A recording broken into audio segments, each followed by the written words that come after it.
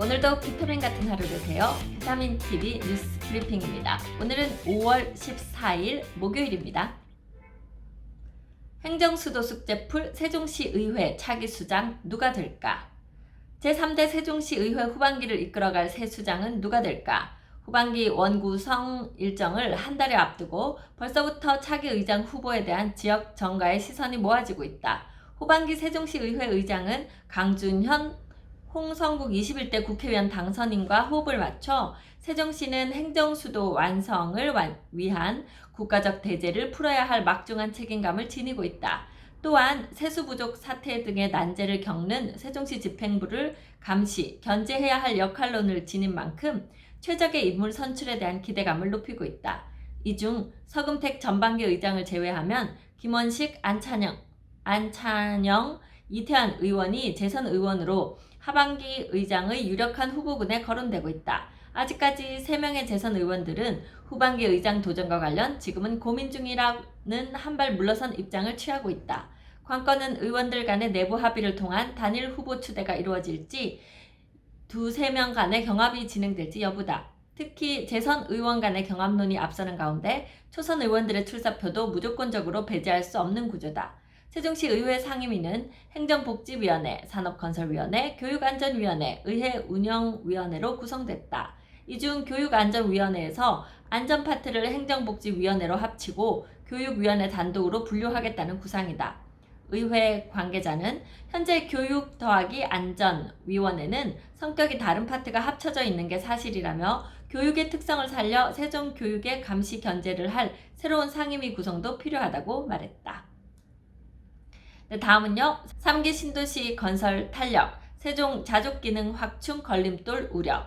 문재인 정부의 3기 신도시 건설, 남양주 왕숙, 하남 교산, 인천 계양, 과천이 21대 총선 정부 여당의 압승과 함께 한층 탄력을 받게 되면서 세종시가 바짝 긴장하고 있다. 자족기능 확충이 절박한 시점, 기업 유치 등 자족기능 확충 전선에 걸림돌이 될 수 있다는 우려가 등장하면서다.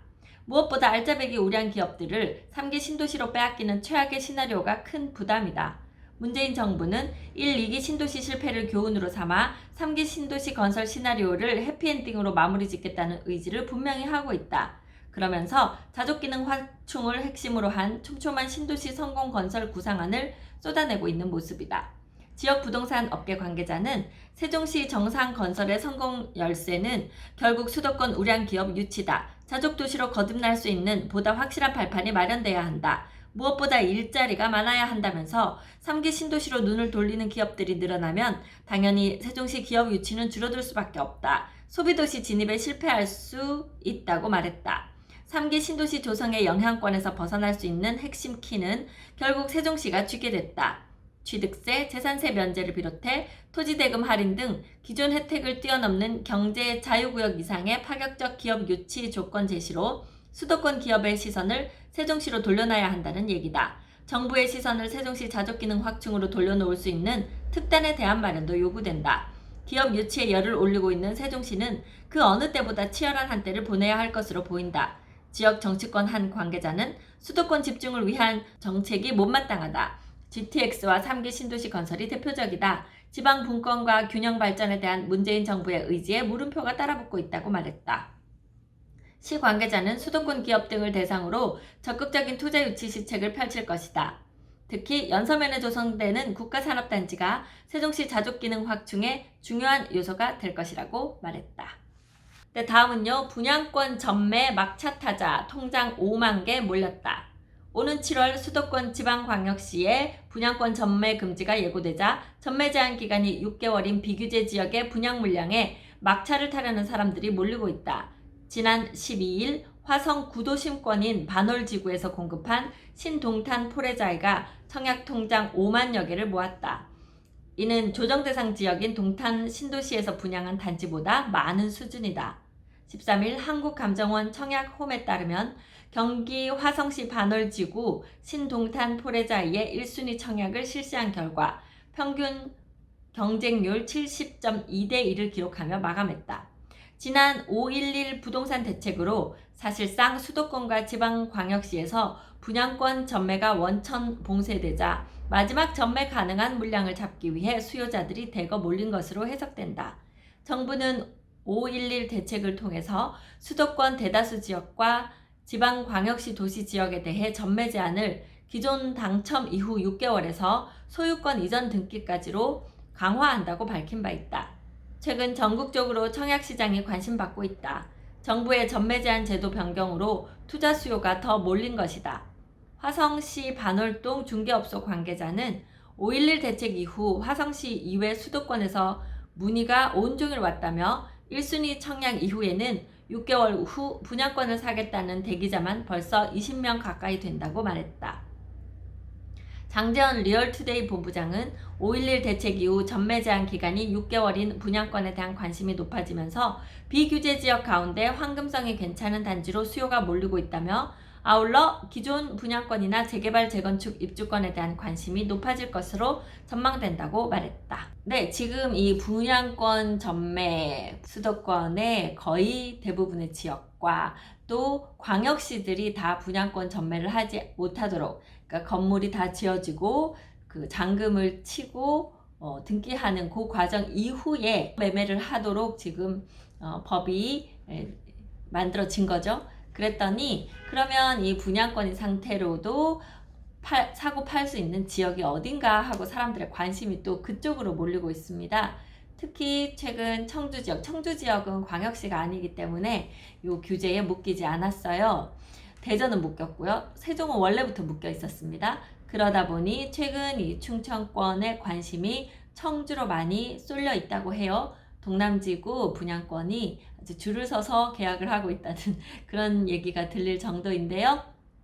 청주시 시장 현황 따로 한번 정리해 드리겠습니다. 반포 마지막 재건축 잡아라. 삼성 후분양대 대우 0%대 금리.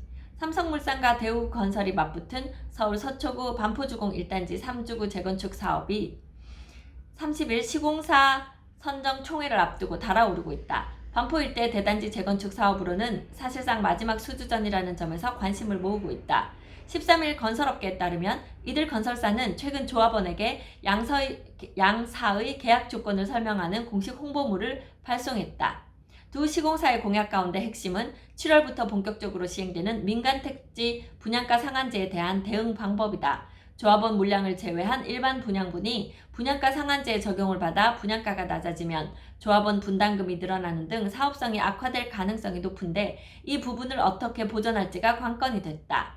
단지명 구 반포 프레스티지 바이 레미안을 내세운 삼성물산의 경우 100% 준공 후 분양을 공약으로 내걸었다.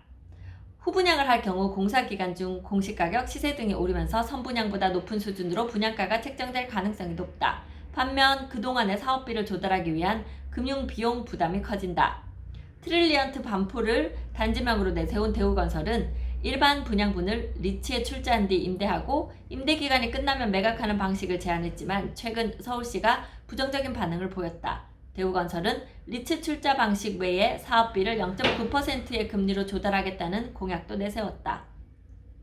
여기에 전세보증금 반환 문제처럼 재건축 사업 추진 과정에서 발생하는 문제를 해결하기 위한 사업 활성화비를 별도로 2,200억 원 추가 조달하겠다는 공약을 냈다. 파격적인 공약이 잇따라 나올 정도로 반포 3주구 수주전이 열기를 띠는 것은 해당 사업이 아크로 리버파크, 반포자이, 레미안 퍼스티지 등 각 건설사의 대표 아파트가 밀집한 반포 일대 마지막 대단지 재건축 사업이기 때문이다.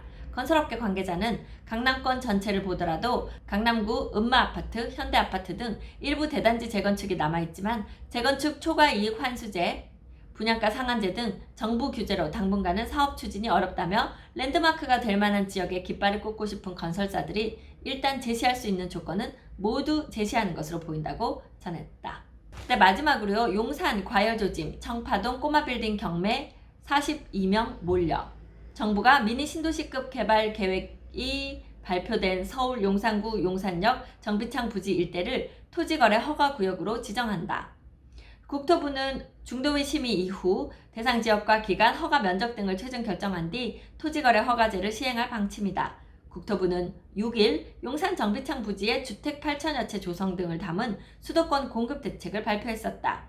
토지거래 허가구역으로 지정되면 일정 면적을 초과하는 토지를 취득하기 위해 관할 자치구의 허가를 받고 일정 기간 허가 목적대로 이용해야 한다. 주택의 경우 최소 2년 이상 실거주해야 구입이 가능하다. 현재 토지거래 허가의 기준 면적은 도시지역의 주거지 180제곱미터, 상업 200제곱미터, 공업 660제곱미터 초과 등이다.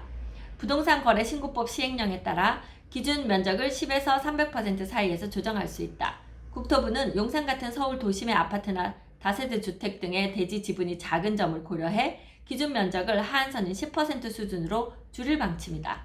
정부가 이 같은 규제를 꺼내든 이유는 용산 정비창 인근 부동산 시장이 과열 조짐을 보이고 있기 때문이다. 법원 경매 전문기업 지지옥션에 따르면 12일 열린 법원 경매에서 용산구 주택 4채 가운데 3채가 감정가보다 높은 금액에 낙찰됐다. 오명원 지지옥션 연구원은 용산 정비창 개발 재개에 대한 기대감이 경매 시장에 반영된 것으로 보인다고 분석했다.